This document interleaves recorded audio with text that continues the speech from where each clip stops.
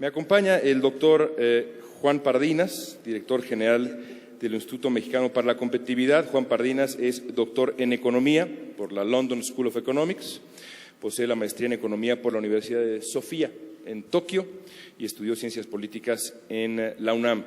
El doctor Pardinas ha sido investigador del Centro de Investigación para el Desarrollo y profesor en diversas universidades en México. Colabora de manera continua en programas de radio, televisión, así como en revistas especializadas en literatura y análisis político. Doctor Pardinas, querido Juan. Muchas gracias, León, y gracias a la Asociación de Radio de México por invitarme a este foro. Muchas gracias a la primera dama por quedarse a esta conversación. Las fortalezas del país. Pues creo que los mexicanos somos mejores para identificar nuestras debilidades que para identificar nuestras fortalezas. Y creo que basta ver y hacer una memoria histórica de muy corto plazo, no de años, sino de meses, de lo que ha ocurrido en el mundo, digamos, de diciembre del año 2010 para acá. Si alguno de ustedes le hubieran dicho la noche de Año Nuevo, de diciembre de 2010 a enero de 2011, Libia va a estar en una guerra civil durante el primer semestre del año. Hosni Mubarak, que gobernó Egipto durante 30 años, la especie de Porfirio Díaz de Noráfrica, va a estar en un juicio, va a perder el poder. Va a haber una rebelión conocida como la Primavera Árabe, que va a cambiar la estabilidad política de África del Norte. Lo más probable que le hubiéramos dicho a esta persona es: órale, no discutamos, te echo una apuesta. Que si esto no ha pasado en los últimos 40 años, esto no ha ocurrido en los últimos 30 años, ¿por qué va a ocurrir ahora? Uno de los eventos que me pareció más sugerentes de la Primavera Árabe fue cuando los chinos deciden, el gobierno de China decide bajarle a Internet y bajar la información relacionada con la manera en que surgió todo este movimiento. Pues en buena medida nos dice de los temores y miedos que tiene el gobierno chino de que algo así pueda suceder en un país de 1.300 millones de personas. Entonces, al ver lo que está sucediendo en estos países, volteamos a ver la democracia mexicana. Tiene muchas debilidades, tiene muchos defectos. Nuestra Cámara de Diputados, que a veces pienso en ella como el pantano de la República, donde se atoran todas nuestras iniciativas, lleva siendo un desdén a la democracia, a los ciudadanos y al IFE, al no nombrar a los nuevos miembros del comité de esta institución clave para la democracia mexicana. Tenemos muchos defectos. Pero aún en nuestro peor día de la democracia mexicana no tenemos los defectos de inestabilidad que podemos percibir en África del Norte, en países como China. Entonces sí tenemos una democracia con problemas. Justamente mientras hoy estamos aquí, en la Cámara de Diputados se está decidiendo qué va a pasar con la reforma política.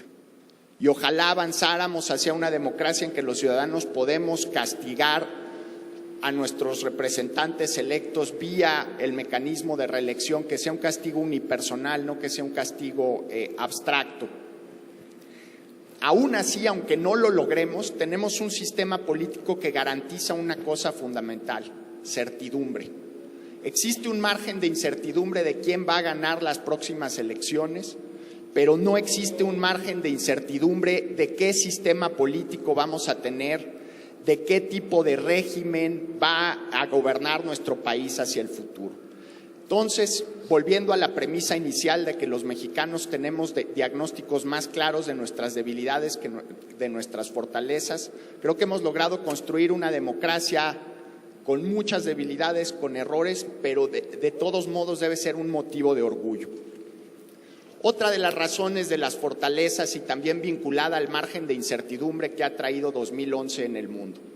¿Quién nos habría dicho que durante el verano, el otoño del año 2011 se iba a estar discutiendo con mucha seriedad, con mucha gravedad, la posibilidad de la desaparición del euro como moneda única en Europa?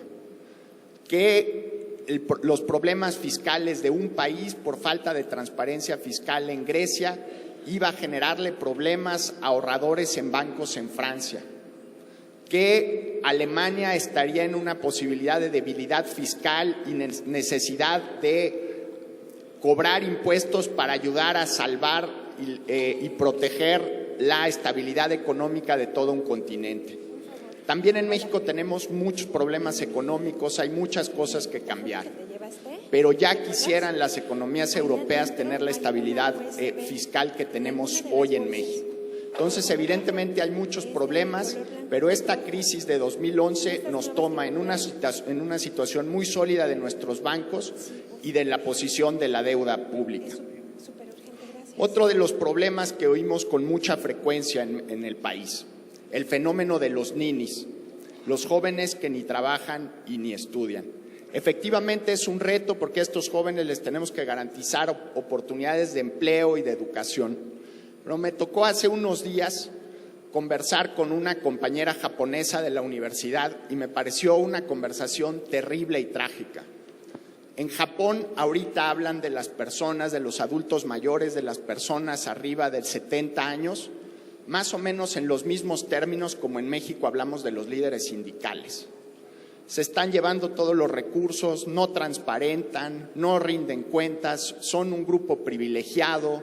Me pareció francamente una señal de fracaso social, de quiebre de funcionamiento de un país, en que una sociedad se esté dividiendo entre jóvenes y adultos mayores, en que los jóvenes ya no quieren pagar impuestos porque se van a ir a pagar pensiones bastante cómodas y privilegiadas de adultos mayores y ellos no tienen garantizado el mismo nivel de vida y la misma calidad de retiro cuando en 30 años se vayan a jubilar. Japón es una sociedad marcada con una cicatriz no solo por el terremoto, no solo por la crisis nuclear, sino por algo mucho más estructural, su pirámide demográfica. Es una sociedad que llegó a mantenerse, a alcanzar ciertos niveles importantes de prosperidad, pero hoy esa prosperidad está amenazada porque en lugar de tener jóvenes que no trabajan y no estudian, tienen un porcentaje enorme de la población en personas que ya no trabajan porque ya no están en edad de trabajar, pero al mismo tiempo no generan recursos fiscales. Entonces, lo que vemos como un reto, los ninis, los jóvenes que no estudian ni trabajan, también es una de las principales fortalezas del país. Tenemos una de las estructuras demográficas más sólidas que podemos encontrar en el mundo. Si volteamos hacia Europa, si volteamos hacia Asia, ya quisieran tener esa estructura demográfica. El problema es que esa es una ventana de oportunidad que se agota en cerca de 20, 25 años, cuando las personas que hoy estamos en edad de trabajar vamos a llegar a la edad de retiro. Si no logramos suficiente crecimiento económico estable durante este periodo, vamos a convertirnos en un país de adultos mayores y de pobres. Entonces tenemos una oportunidad enorme frente a nosotros, pero lo que hoy en la prensa, en el lenguaje público, en la discusión colectiva lo vemos como debilidad, es una gran fortaleza. Y aquí pues los retos que tenemos es cómo aprovechar esto de los ninis. Y quiero cerrar con una reflexión. El problema de que este sector de la población mexicana no tenga educación y no tenga empleo es un acto de voluntad política. O sea, eso se podría cambiar si hubiera voluntad simplemente de reasignación presupuestal. Carlos aquí hará algún chiste al respecto, porque siempre que nos toca algún panel vengo a sacar el tema de los subsidios a la energía. Pero para subsidiar, tal vez no los focos que están iluminando hoy este evento, porque es electricidad industrial, pero para subsidiar electricidad residencial, este año en México nos vamos a gastar 100,000 millones de pesos. Para subsidiar gasolinas nos vamos a gastar alrededor de 150,000 millones de pesos. Si sumamos los dos subsidios, o sea, lo que el Estado mexicano paga para que disfracemos los precios de gasolina y de electricidad, para 2011 estamos hablando de 250,000 millones de pesos. Estas son 4 UNAMs. Me estoy refiriendo a mi universidad, la universidad más cara del país. Si lo ponemos a precios y a costos de una universidad pública de los estados, podríamos estar hablando de 15 o 12 instituciones públicas de gran tamaño para absorber a la población de ninis. Pero hay voluntad y decisión colectiva de parte de todos los partidos de subsidiar la electricidad, subsidiar la gasolina como un mandato y una obligación. Y también hay una actitud de los mexicanos que suponemos que los precios de la gasolina deben ser, pues, o subir poquito cuando vemos que el petróleo está a más de $100 por barril y aquí pagamos gasolina barata. Es como suponer que los aguacates nos deben de salir, que es lógico que los aguacates sean más caros que el guacamole. Pues simplemente por mantener este esquema de subsidiar los precios de la energía, hoy no le podemos dar a los ninis posibilidad de educarse y de desarrollarse. Entonces, otra de nuestras fortalezas es que las principales soluciones del país están ahí.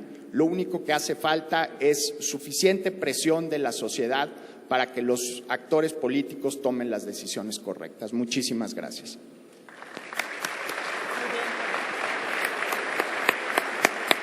Gracias a Juan Pardinas, que nos deja muchas cosas para la reflexión y para el debate posterior. Esta idea de que no reconocemos nuestras virtudes, nuestras fortalezas, la incertidumbre y luego también esta suerte de gran pesimismo, esta sociedad hipercrítica, a veces incluso un poco miope. Y claro, lo de la voluntad política, de pronto a mí me queda la impresión, ahora que comparabas con el mundo, que es un problema mundial, es decir, la falta de voluntad política, de valentía para gobernar, para hablar con los gobernados y con los electores y decir, bueno, esto es lo que se tiene que hacer, es lo que está pasando en Alemania, sin duda, en tantos otros países del mundo.